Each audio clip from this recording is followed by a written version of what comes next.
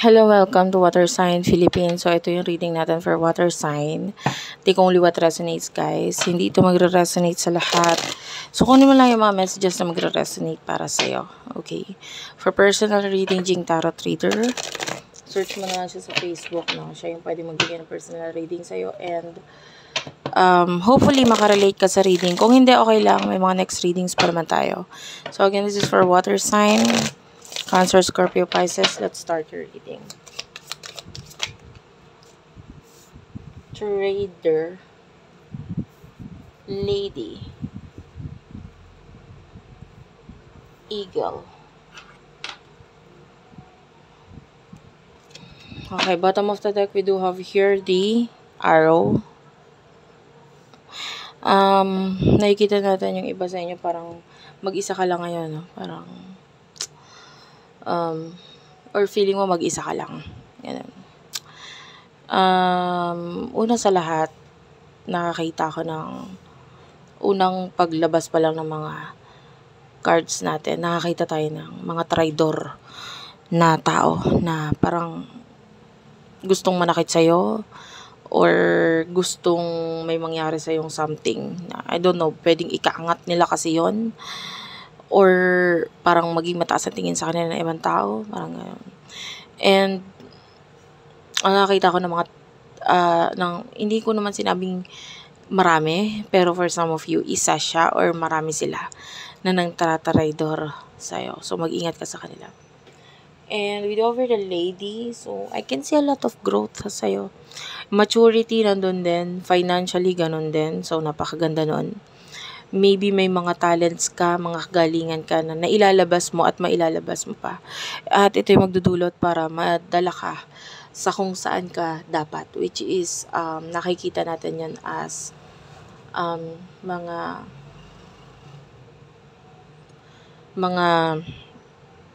opportunity sa buhay mo na dadating na pwedeng dahil sa mga kagalingan mo, talents mo na ito ay pwedeng maging successful ka dahil dito. And nakakakita na nga tayo ng success para sa'yo.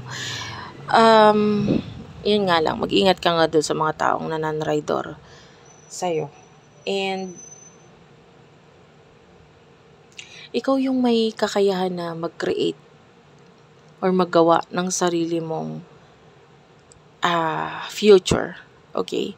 Nakakita ko sa'yo na kung gugustuhin mo dito sa larangan na to, basta i-improve mo lang ang sarili mo, continuous ang pag-grow, continuous ang pag-develop ng talent, nakikita natin na mag-grow ka, magiging successful ka. So, kung halimbawa, pinili mo na ito ang ipakita mong talents mo, for example, pagluluto, yan. And yan talaga yung hobby mo, yan talaga yung gusto mo. I-push mo yan kasi nakakita tayo ng success dyan. Yun.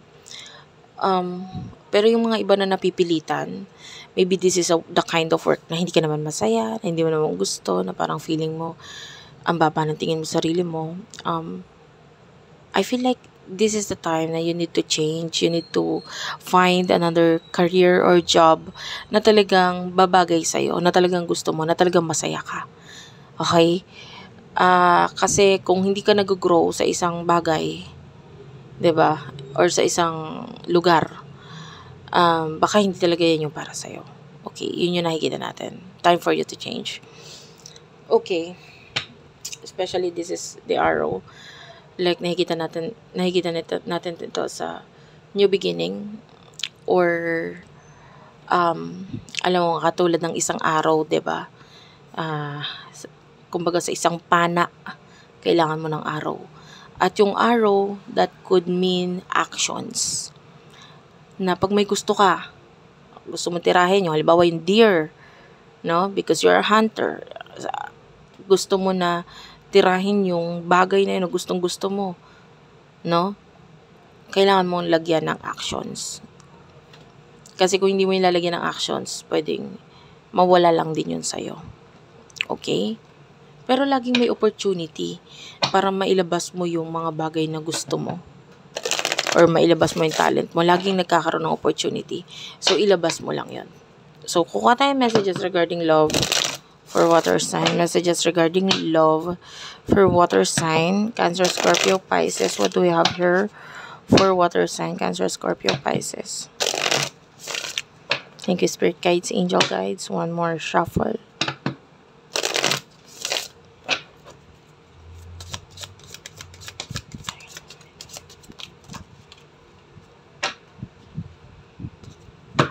Hindi ko kinayan masyadong marami, ha. Kukunin ko lang itong mga paisa-isa na lumabas. We do have here the Shaman, Shaolin Master, and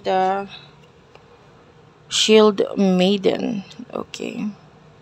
Someone here is very protective sa kanyang sarili, and that could be you. Masyado man pinoprotektahan kung ano yung paniniwala mo, tradition, or kung ano man yung gusto mo talaga. Or maybe you are afraid to love. Hindi natin masabi kung anong rason mo. Pero for some of you could be single.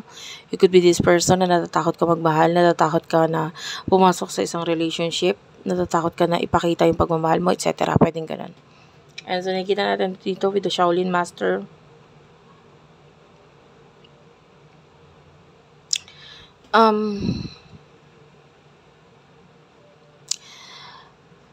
Nakakatakot naman talaga. Nakakatakot naman talaga yung mga taong nakikita natin na pinipili mong mahalin or nakikitaan mo na potensyal. Parang hindi talaga sila yung dapat para sa'yo. So, kung ikaw ay natatakot sa ngayon, maybe hindi ka pa talaga handa, and also at the same time, pwedeng itong taong to ay hindi rin naman para sa'yo. So, ayun, okay lang. Hindi ko sinasabing magmahal ka agad or what, kasi nakikita natin hindi pa. And hindi pa ito yung mga taong para sa'yo. We do have the Shaman, trust in the higher force. So you have to trust your angel guides, your spirit guides, kasi pwedeng sila yung magturo kung saan dapat ang puntahan mo. Whether sa love, whether sa career, ganyan. And yun nga, pagdating din sa mga tao na pag may naramdaman ka ng something na parang mali, wag mong ituloy kasi high chance na tama. Mali nga yung pinapasok mo na love or what. We do have here the mirror guardian for some of you. There's a twin flame connection, soulmate connection na nandito rin sa time sa sarili niya or sa buhay niya na inaayos niya yung sarili niya. So maybe if you're not yet ready, this person is still not yet ready din naman. So hindi pa nagma-manifest or hindi pa nangyayari yung para sa inyo dahil pareho pa kayong hindi handa na pumasok sa relasyon at sa connection. So okay lang yun. Maganda, pagtuunan mo na lang ng pansin yung mga sinabi ko dito sa kanina, which is may kinalaman sa iyong career.